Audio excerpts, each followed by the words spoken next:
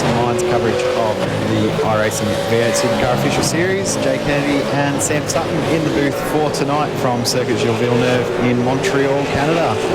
Welcome along to the start of Season 4 2016. And we've got a really entertaining race coming up with 18 laps ahead of this Grand Prix circuit. Obviously, as I said, Sam Sutton alongside. You got me there, Sam? Yep, I do, Joe.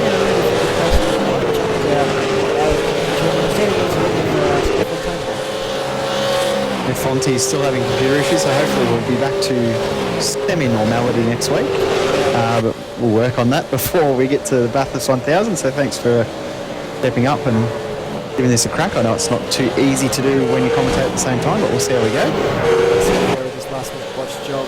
We've got qualifying going at the moment as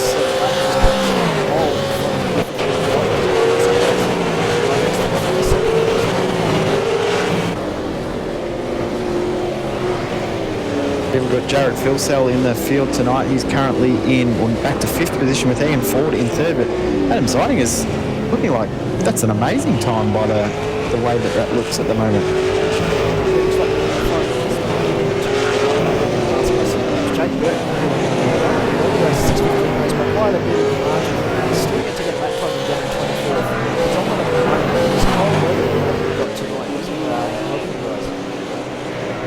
Yeah, complete contrast from the early race earlier tonight, which was quite hot and sunny.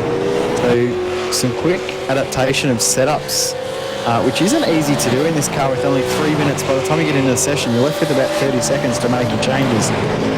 So the guys that have worked hard throughout the week, understanding the setup and what to change with this weather, that will really be benefiting here, which we now see Ethan Grigg-Gault moving to P1.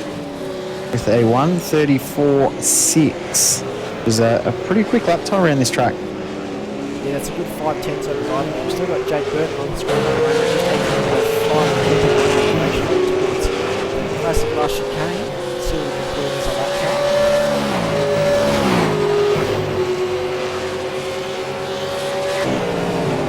Pretty impressive field of drivers tonight. We've got 24 in this split. We've ended up with 4 separate split races, so 96 drivers in the field overall tonight.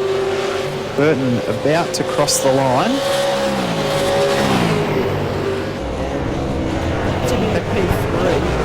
Yep, Ian Ford has gone quicker as well and moves up to P2. And Jared Filsell in P6 at the moment, and he's done. So I think that's everybody done for the qualifying laps. We'll bring up the results quickly there. We've got Ethan Grigg-Gault on pole with a 1:34.6. Then Ian Ford and Jake Burton close, well, not close behind, but close to each other there with 35 zeros, and then a 35.1 for Burton. Adam Siding got a big shock as well up there with a 35.1. Yeah, we've got Bo Cubis, Jared Filsell, Michael Hammond, Forzan El Nabi, Paul Gorrell, Todd Parks, rounding out the 10. Then we've got Bo Cattell, Richard Elwood, Matt Stratford, Greg Sharp, Jack Boyd, Corey Preston, who's a long way back in comparison to what we would normally see, 2 seconds off the pace. Gary Cooper, Dave Oliver, Matt Morris, Lance Perkins, Mario Vlasic, Michael, I can't pronounce Michael's name. Go, Sam. Michael Talianic, that's the one. Yep, Talianic, good job. Will Dodd and Jason Bentz. I've always been shocking with names. After 6 years, you'd think I'd start to learn some, but no. Oh, there's some curly ones that get thrown out here sometimes. Not wrong. That's the official end of the session, so we'll start seeing drivers grid up now. Now this will be interesting first lap as well. Quite tricky turn 1 on the cold tyres. Going to be absolutely zero grip until we probably get to the run to the 3rd chicane. And that's where we're going to see a bit of feel in the car, and then even then it's still going to be icebergs until we get to that last corner. Yeah, we'll no doubt see absolute chaos at the start of this race with these cold tyres. There's a lot of guys actually waiting to hit the grid. They don't want to be sitting there with colder tyres any longer than they have to. So at the start of this race with these, I don't know if that's a bit superstitious, because I'm fairly sure that the tyres don't change temp once you're on the grid, but some guys get superstitious about it. With colder tyres any longer than they have to. No, I can confirm they don't actually change temperature. I don't know if that's a bit superstitious, because I'm fairly sure that the tyres don't change temp once you're on the grid, but it's definitely a superstition. I know I was quite wary of it previously, but I figured it out. It doesn't actually affect the car at all. Yeah, same with oval racing as well. It doesn't affect your tyres tyres weaving before race start, so no point doing anything like that. So if you are watching and didn't know that, you don't have to wait until the last second to grid up. So we've got some cars jumping on the grid now. Ethan's already lined up, waiting for Ian Ford in second to grid up there as well. The main reason to not grid up really is to save a bit of fuel, but tonight 18 laps straight sprint, no need to save any fuel at all.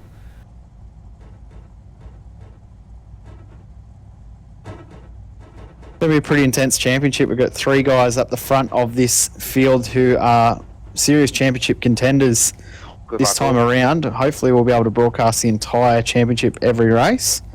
And both Sam and myself will hopefully be here for all of them throughout the season as well. Yeah, I was done there. I'll switch out with Jake there. He can drive and I'll commentate, give him a shot to run up the title. Ethan, reigning champion. We start to get, I think we've got all the cars on the grid now. Yep, here we go, Revs Rise. Green flag. Have a great day. Let's have some fun. The new season is underway at Circus de Villeneuve. Rapid start from Philsell there. Oh. Shoot the gap between Gorel and Zeidinger up into 4th place by turn 1. Ian Ford and Jake Burton side by side. Philsell gives Ian Ford a push. Ian Ford into Burton. Burton's in the fence. Ian Ford around as Ian well. Ford. And there's a car actually rolling down in the field. Yes, looks like Ian Ford is actually the one rolling. I'm going to have to grab a replay on that.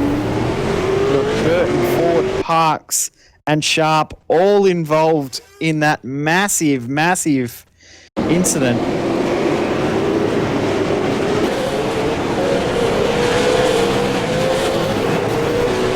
So it looks like Hobson's car, or one of the Ethan cars, have come flying down and collected Ian Ford.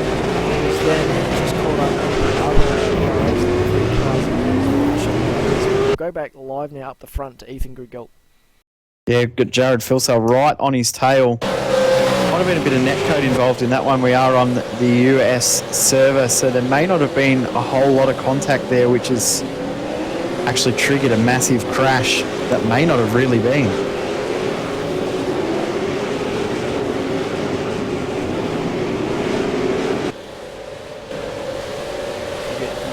Down to the final chicane now. Philsell Here we go. ANZ cars are running this very unique style of setup that's getting the nose quite high and straight on with good speed. Using it again tonight.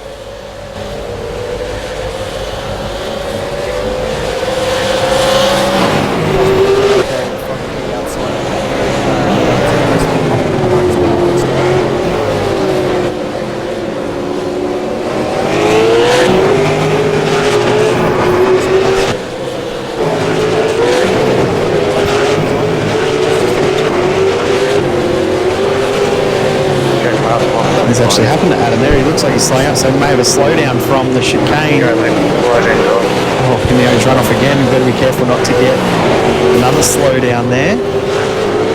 Back in the field, something's happened with Gary Cooper as well. I think he's had a slowdown as well. He's had to give up quite a few spots.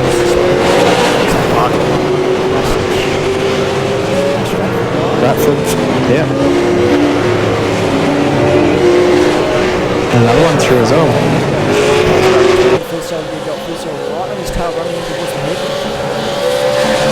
Greg Galton will move to the outside through this corner, which will be the inside at the hairpin, but almost do an over and under move here to get the inside for the chicane. He's not quite going to be close enough though.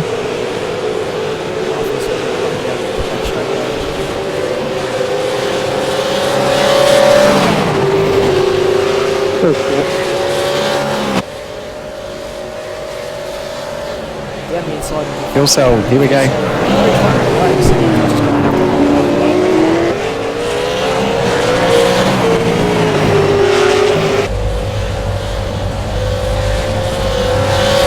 And look at how quick Philsell's actually pulled away. Already pulled 3 or 4 tenths of a second at the exit of one corner. Jack Boyd back in the pack.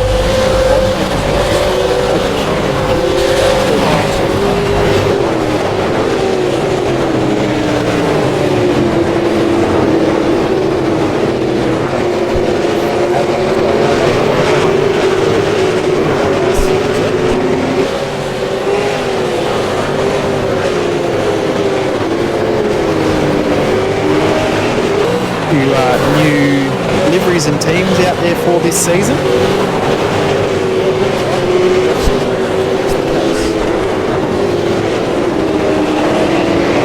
I tell you who's having a great start to this race with a little bit of damage to the front of his car is Michael Hammond, currently in P3. Driver we don't normally see up towards the point end, so good luck to him. Hopefully he can take advantage of this and potentially get a podium here. He's running the reduced weight package there, just taking the bottom off. Yep. Kilos for straight line speed. He's got the tail, he's got that battery full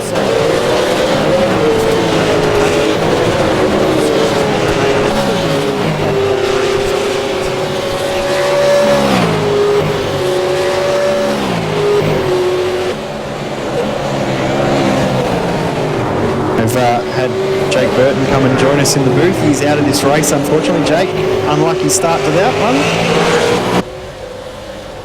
Yeah, not the greatest start we've wanted for the season. Just had a pretty good getaway, got around the outside of Ian, and then Bill Cell punted Ian and caused quite a large accident that unfortunately I was involved in. But yeah, got a solid points haul on Saturday, so we should be all good. But maybe I'll resume my normal commentary role for the rest of this one day. Yeah, I think you might have to. Sam's starting to stress.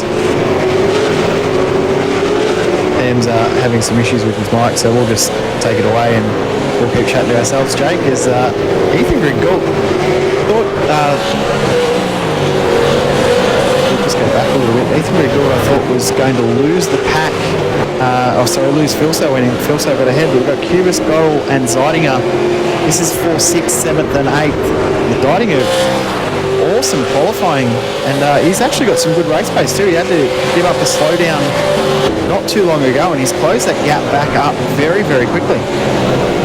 Yeah, that's right. These ERA cars seem to have a lot of pace this week. Adam being one of them, obviously, definitely got a lot of speed in those Logitech cars, but Cubis and Gorrell also actually have a lot of pace this week. They have pace sort of comparable to Ethan, so obviously just a bit of a poor qualifying result leaves them back in the field, but they're still trying to make margins, and they're currently catching up to Corey Preston. And Preston, this is a pretty impressive start from him. Started in 16th, he's up to 5th. That's a pretty impressive start. He's 2 seconds off the pace in qualifying, but maybe a little bit of a tweak before the race and he's away, he's gone. Yeah, well, I think one thing that was really big, Jay, was the cold track caught everyone out. I'm sure you guys have spoken about it already, but 25-degree track is very cold. It certainly caught me out. I actually crashed on my first quali lap. That's why my second was so slow, but means you're getting a lot less traction on exit, and that definitely caught Corey out in quali, but he's out there now enjoying all the grip. It takes a couple extra laps to get that grip into the car, doesn't it, with the colder temps? Yeah, I was finding definitely you wouldn't have it for your out lap, first lap or second lap, but by now these guys will be loving it because they'll have nice warm tyres and the cars will be stuck to the racetrack. Change for the lead, sorry, Jake. We've got Ethan going up the inside of Philsell, and Philsell is not wanting to give up this position too easily. Side by side again into the hairpin. Philsell really deep.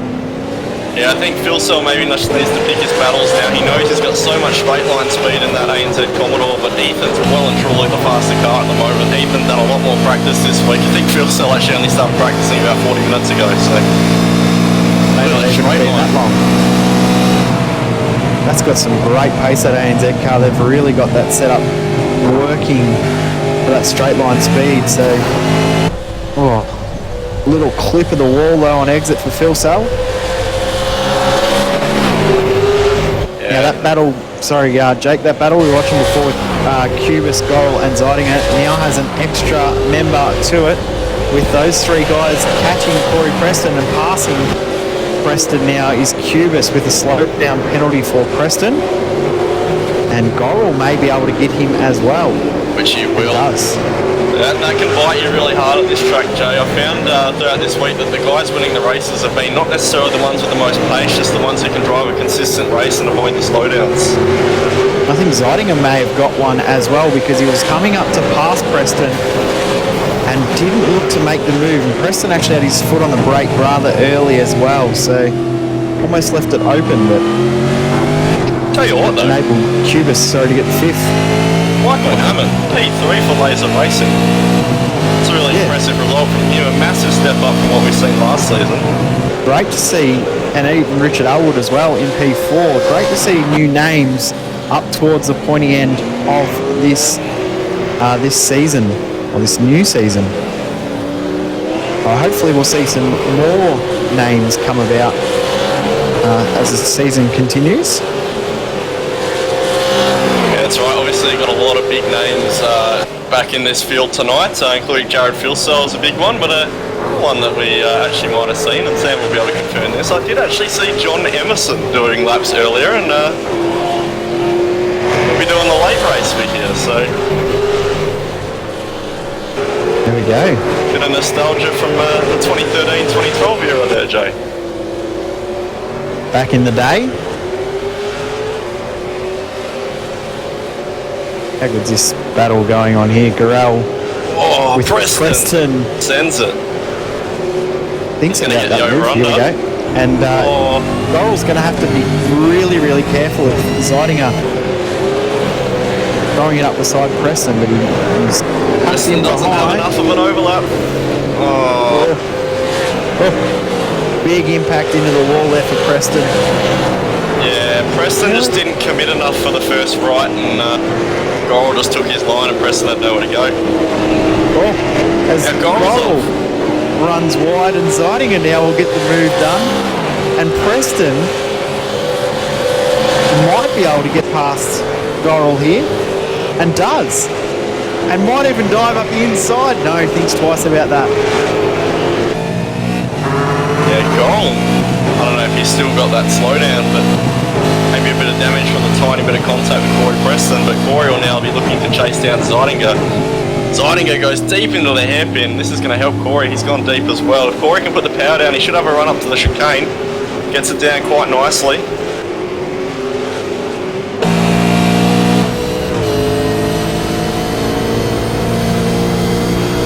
Not this time though.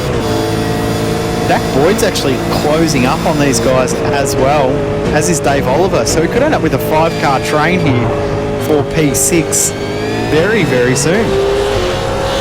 Yeah, and it makes for great racing at this track, Jay. It's such a hard track to pass and so dependent on acceleration zones and whatnot. But the downside to it is when you're right underneath someone's nose, you're so susceptible to the slowdowns that we spoke about. It's actually really hard to follow someone at this track. Greg Galt maintaining that lead over Filsell, just under half a second at the moment. Yeah, Ethan's definitely got the pace. I think Filsell with his straight line advantage and the way he's pushing this car is only just struggling to hold on at the moment. Greg Galt, Filsell, fastest 2 cars on track. Next fastest is Bo Cubis, who is closing down on Richard Elwood at around about a second a lap at the moment. Yeah, Bo Cubis actually managed to beat Ethan Greg Galt in last night's race, so Bo's definitely got a lot of pace as well.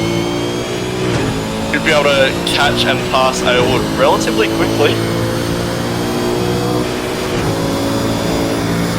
Riding on board with Jared Filsell as he chases down Ethan Greg Galt. Jared's really deep under brake, using all the wheel through these chicanes.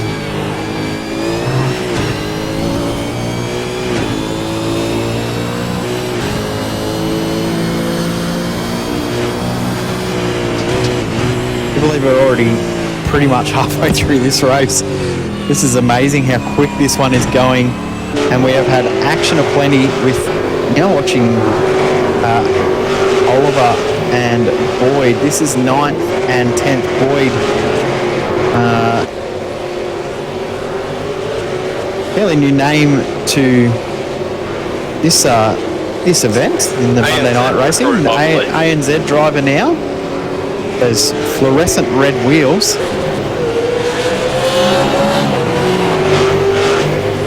I think we may have also seen Corey Preston make another mistake. I think Gorrell's managed to catch him that last time round.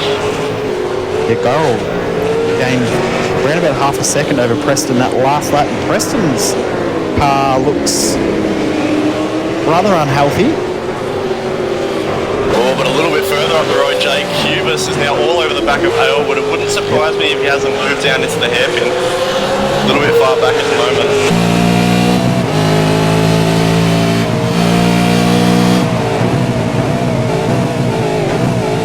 He's going to leave it for the straight. Yeah, Aylwood went really shallow into the hairpin there too, just to make sure that Cubis didn't think about a last second move. But Cubis actually ran really wide to get that run. And look at how quick he is closing down the straight. I'm pretty sure we might see a move here into the chicane. Nah, not quite this not time, quite. Craig. That ANZ car has some serious straight line pace, but turn one though might be a different story if Cubis can put the power down, which he has well, but not quite enough.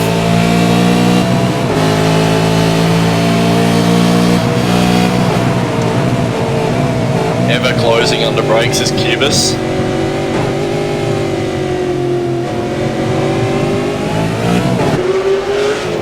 An ANZ car though, so fast. It's through this section of the track here that Cubis really needs to look at making a move. He'll pull out after the bend. I reckon he's got a good run. He's keeping it nice and shallow, and he pulls out to the inside.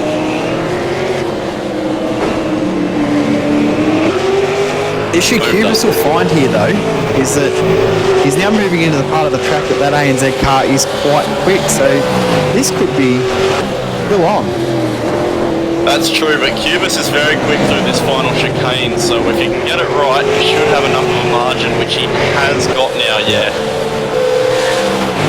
Cubis knew he had to pull a margin, got right up against the fence exiting that chicane. Back Next up the target, front. Mikey Hammond. Yeah, he's about 12 seconds up the road. Sorry, 3 seconds up the road.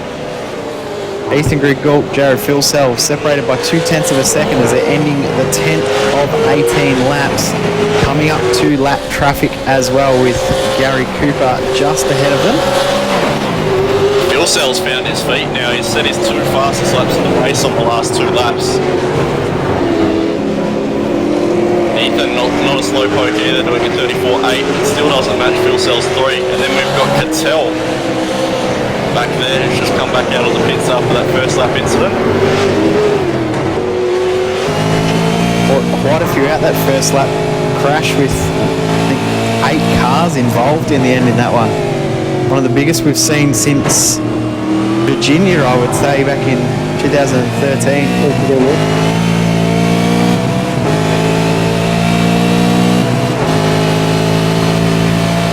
Concrete walls around here, Jay. I definitely felt that one in that crash, but oh, Filsell very out of shape entering the second chicane and exiting. Biggest gap we've seen in this race right now at 0.6 of a second.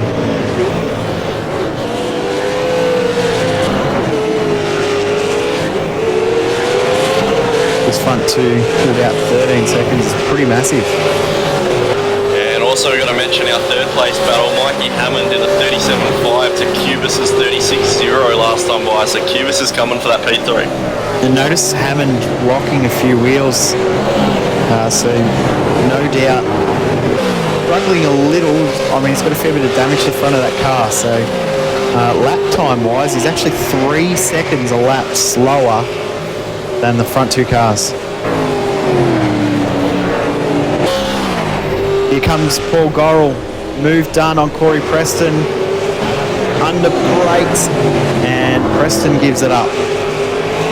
Yeah, smart work there by Corey. It's not a corner that you want to run too wide through. How good's this between Boyd and Oliver?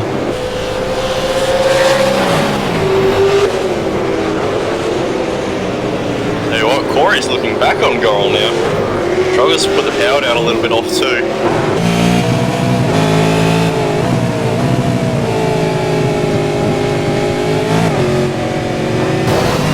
Cubis pulled another 1.2 seconds on Michael Hammond then. And Ethan almost, well, over half a second quicker last time by than Jared Filsell.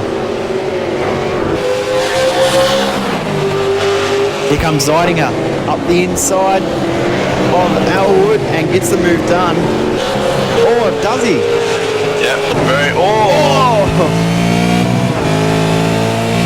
Should be sorts able of to crossed stick up. it. Just worried that he may have got a slowdown penalty. Nah, he should have Ran been alright. really wide. It's Elwood back up the inside. Oh. I think he is in the room though. It's going to be a drag race. I reckon the ANZ car will have it at the end of this straight, Yeah, I not think straight so line too. thing. Look at him, Elwood closing. I don't think it's going to be enough, but Elwood actually pulling out of the draft to stop the ANZ Commodore breaking the sound barrier there. Hammond with Cubis right on his tail with 6 laps to go.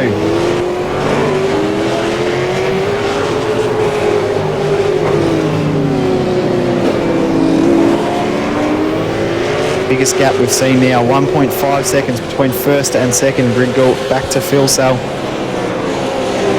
But Hammond trying to hold on to this third position.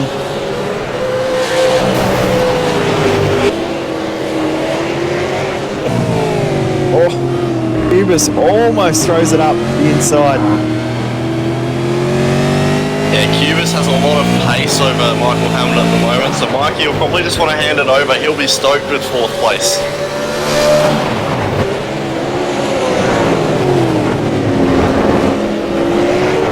No comment. Maybe you're wondering why Jake's saying no comment. There's just some comments happening in the background. Here comes I'm watching the Cubis. race. The inside and move done. Oh, it's Hammond all sorts of crossed up on exit. Something we mentioned earlier, Jay, getting the power down, it's essential to racing at this track, and Cubis has just got it made so much better than Hammond at the moment, so you should be able to pull away fairly easily. Gap between Phil Sell back to Cubis is 15 seconds. So Cubis, I don't think he's going to have enough time to catch up, but he's got some really good pace at the moment. Fastest car on track. Or Yeah, one of the fastest cars. This battle between... Sorry, you go. Sorry, Cubis go, has been very quick through the week though, comparable to Ethan as we mentioned, so it's a bit of a shame that he had some first lap dramas and Ethan and Jared got away. Watching the battle here between Jack Boyd and Dave Oliver still going on. Oh, Phil Sell with the slowdown. That.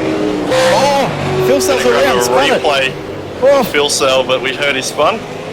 oh, nearly causes a massive crash. Now Cubis won't be far away from Phil Sell. He'll be able to see him.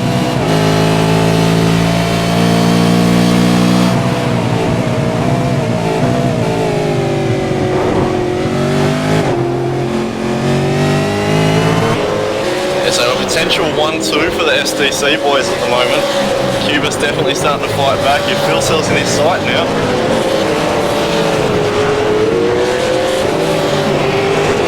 We're hearing Hammond's fallen through the field a little bit more and given 4th place to Adam Zeidinger. Zeidinger is still ahead. Zeidinger is still in 5th at the moment, but he is closing last lap by 1.5 seconds quicker than Hammond. But Hammond's actually starting to struggle with the pace of this race as the other cars around him seem to be gathering pace. 4 laps to go when they cross the line. These guys will feel the track starting to warm up a little bit now.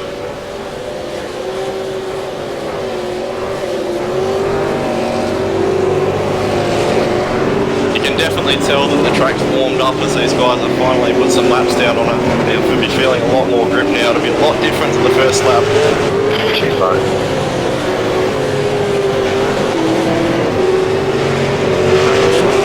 The biggest mover at the moment is Mario Vlasic. And Mike Tallagen back up 10 as well. yep.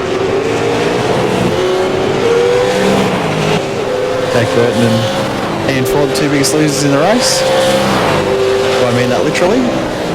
I'll say yes for 50%. Sorry, Jake, I won't pick on you anymore. Mate, I'm here commentating away. It's alright. I won't say anymore.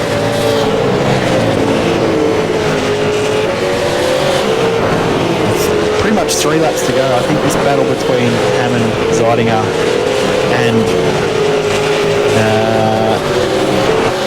Cubis, who actually isn't pulling away from Hammond as much as I expected. They are rather entertaining for the end of this race. Yeah, Fuel Cell seems to have found his feet a little bit again. Should be able to retain second.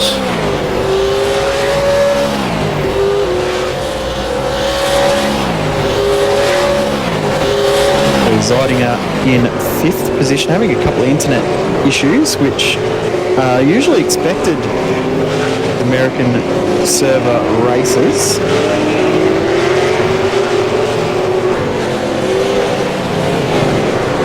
Slowly picking away at Hammond, about half a second a lap for the last 3 or 4.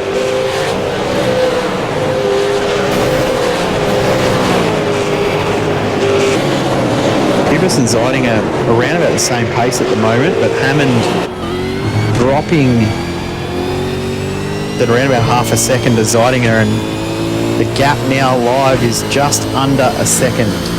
Whoa, I've also just seen Matt Stratford have a big moment out of the second chicane. Sitting there in P13. Brady in 13th, not doing too bad. Zeidinger now close enough to apply pressure on Hammond. 7/10 at exit. So I think next time by we'll see some side-by-side action between these two cars. When they get to the line, there will be 2 laps left in this race.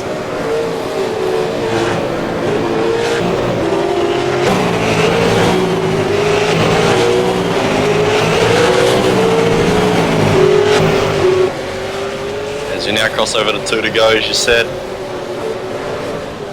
Tell you what, Battles went away and has come back again. It's Gorrell and Preston. They've been at it since lap 1. Well, I've just seen, as we mentioned, that Hammond made a mistake into turn 1. Zeidinger's ever closing. Down to half a second.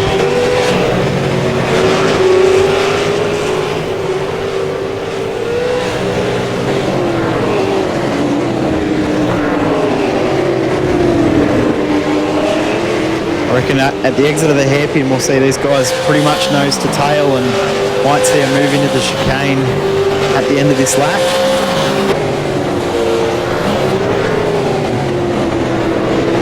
Just up in front of him, we've seen Jason Benz jump out of the way of Cubis. This could play into the hands of Michael Hammond. Obviously Jason Benz and Mikey Hammond are teammates, so should get out of the way for Mikey pretty quick. Which he is about to. Benz is doing a pretty good job. He's just going to move it to the side and get out of the way. Helping his teammate out with a bit of toe up here, not allowing Zeidinger to close too much. Now on to the final lap for our race leader, Ethan Ridgall.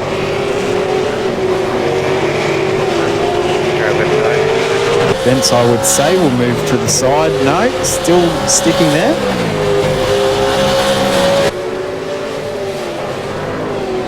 Oh, Hammond is very, very committed at the moment.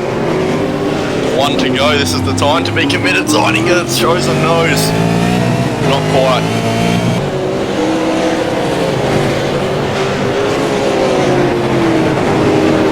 Then a change of position back in the field. Oliver has now managed to get ahead of Jack Boyd. Boyd with a slowdown at the chicane with 1 to go. That's heartbreaking. Zeidinger using all the road through this track now. Gonna put the power down off the second chicane. A little bit of a wiggle.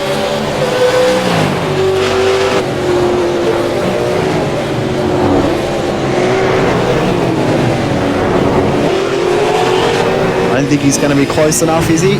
Ethan Ridgall comes down the back straight for the final time. About to come into the final chicane. Zeidinger needs to get a run here. Yes! I'm in a bit of a punt. Ridgall through the final chicane for the 18th and final time in this race, and will pick up the win in round 1 of season 4 2016. Boys, here comes Zeidinger. Zidinger needs to have a lunge. This is the last corner. Looks to the inside, not this time. Not quite close enough. Yeah, smart play. Looks like he's just going to try and consolidate. A brilliant P4 and 5 for Mikey Hammond and Adam Zidinger. These are two guys who you wouldn't normally expect to finish in the top 5, and they've driven awesome races respectively. Yeah, well done to both those guys. Jared Filsell in P2, Cubis in P3, Richard Elwood as well, P6, great drive from him. Gorrell ahead of Preston, who's got a slowdown, I think, on the last lap. And Dave Oliver in 9th, and Jack Boyd will finish 10th. Mario Vlasic in 11th position.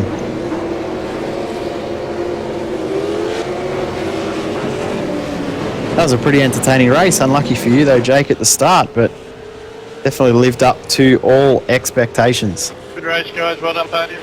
Yeah, of course, and you throw a bunch of really talented guys who you've seen jump out tonight. Not only will it be soft for the week, but it's definitely going to throw out some awesome racing. And it's a bit of a shame we didn't see Jared take it to Ethan. And yeah, both Ian and I have obviously good competitors taken out in the early laps. But that happens, and we've still got 11 weeks to go, Jake. Yeah, long season. My favourite track in the whole calendar next weekend. Next week we go to Mosport, Canadian Tire Motorsport Park. I absolutely love that track. And I'm fairly sure it's a driver favourite, although the downfall to it is it's very, very tough to pass. Yeah, definitely a very fast-flowing racetrack. Obviously, got to remember, as the name of the corner has actually slipped my mind, the two slow corners are there at Mosport as you go up onto the back straight. They're big Moss. couple corners. Yeah, Moss corner, sorry. Been so long since we raced at Mosport, Jay. Haven't raced there in Scops, and I haven't raced there in the official series since the old car. Yeah, I haven't raced there in anything other than the truck Bad luck about that. for a long time. So I'm excited. I'll hopefully be out there racing in the Americas this weekend. We'll see how we go. Fingers crossed. Hope to see you there, Jay. That's going to be an awesome one. I'm not sure how it goes in terms of race distance. That sucks, mate. But Mosport always throws up a cracker, of course. 5.5 minutes. Got to remember, last time we raced there, I think was V8 Scops, and Brock Salmon came out as a breakthrough winner. Yeah, controversial win, that one too. Still a lot of chatter about that one, whether something happened with the weather and things like that, but what's done is done. 22 laps next week of Mosport, then we head to Monza and Imola, and also to Le Mans and Zolder. So we have a bit of a North or Canadian section, and then we go for a European swing, which I'm excited about. We might have to go through the race results, I'm pretty sure. Ethan Grigalt picks up the win, 15-second win in the end over Jared Filsell. Bo Cubis in 3rd position. Michael Hammond in 4th. Adam Zidinger, great drive from both Hammond and Zidinger, 4th and 5th. Richard Elwood, 6th. Paul Gorrell in 7th position. Corey Preston in 8th. Dave Oliver in 9th. And Jack Boyd in 10th position. And over the page, we're going to have in P11 the Mario Vlasic entry. Good result for him, not normally one that we see up competing for top 15 positions. Michael T, good result for him as well, followed by Matt Stratford in 13th. Greg Sharp, 14th. Lance Perkins, first car lap down in 15th. Gary Cooper in 16th. Jason Bentz in 17th. Will Dodd, 18th. Bo Cattell, 19th. And Todd Parks, 8 laps down in 20th. Yeah, DNFs to yourself, Jake, Forzan, El Nabi, Matt Morris, and Ian Ford. 8 cars involved in that massive turn 2 incident. I won't call it a crash, we'll call it an incident, but I'm sure everyone will be looking back over that to work out exactly what happened. But to me, it looked like a little bit of netcode contact that made the crash a lot worse than what it probably should have been. Yeah, by the looks of it from my end, just looks like Jared's got straight in the back of Ian Ford, and from that point on, Ian's overcorrected a little bit and had nowhere to go but straight into me, and obviously the rest is as follows. Ian had a pretty spectacular rollover, which is a shame, but it's always cool to see. Probably not for him, though, unfortunately, but I think we might see if we can get Jared Filsell in for a quick chat. You got us there, Jared? Hey. Hey, struggled for setup there at the end of that race, mate. A little bit of a whoopsie-do. Yeah, definitely. I think it was a bit of a, do I want to race or don't I want to race? I think I only did about 15 minutes of actual on-lap practice, so just winged it with a setup and missed the tyre pressure window by a country mile. Talk us through what happened on lap 1. Yeah, that was a bit weird there. Looking at the replay now, it doesn't look too good, but on my screen, Ian was having a blinking death wobble pretty much from the apex of turn 2, and I touched him up and I saw him get sideways, and he had the little death wobble again, and then it was all over. So Definitely was all over, mate. I know that feeling, but good result nonetheless. P2 obviously had that bit of a slowdown there. Is that just the setup that caught you out a little bit? yeah, brake bias change between the chicanes, and it caught me out. I actually had a few slowdowns that race. Yeah, quite a few big moments, to be honest. Pretty average. Looked like a bloody rookie driver, to be honest. I'll stay out of that one. Yeah, obviously focus for you is more Scops than the official series. How's Bathurst practice going? Haven't turned a lap yet. Righto. To put it that way. Well, mate, But- next week official series at Mosport. How good's that? Yeah, cool track. Depending if I'm free on a Monday night, I may or may not do it. That's all depending, really. So, depending how you feel after work coming home Monday, whether you can be bothered or not. Just sit back and watch the broadcast half the time. It's cool. Good to have you on board, mate. We enjoyed watching you battle with Ethan there. It was actually really good while you had enough pace to stick with him. So, well done. Cheers, mate. I don't know if we'll end up with anyone coming in for a chat, so we might wrap it up, I think, Jake. Yeah, sounds good, Jay. Obviously, we head to Mosport next week, and then the week after is actually the V8 Scots Bathurst 1000, so that event's closing even more and more, and got to give a big shout out to Sam Sutton, who replaced Fonty as director tonight. Came in and with about 40 or 50 minutes to go, got all the overlays working and whatnot to bring you guys the action, so we hope you've enjoyed it, and big thanks to Sam for that. Yeah, well done, Sam. Good job, mate. Great to have... it's not the easiest job to do in the entire world, so thanks, mate, and we'll no doubt hopefully have you on the other side of the mic properly next week. But thanks, everyone, for watching. Thanks for tuning in, and we'll be back, hopefully, as normal next week. We'll wrap it up with your winner of round 1, Ethan Griggold.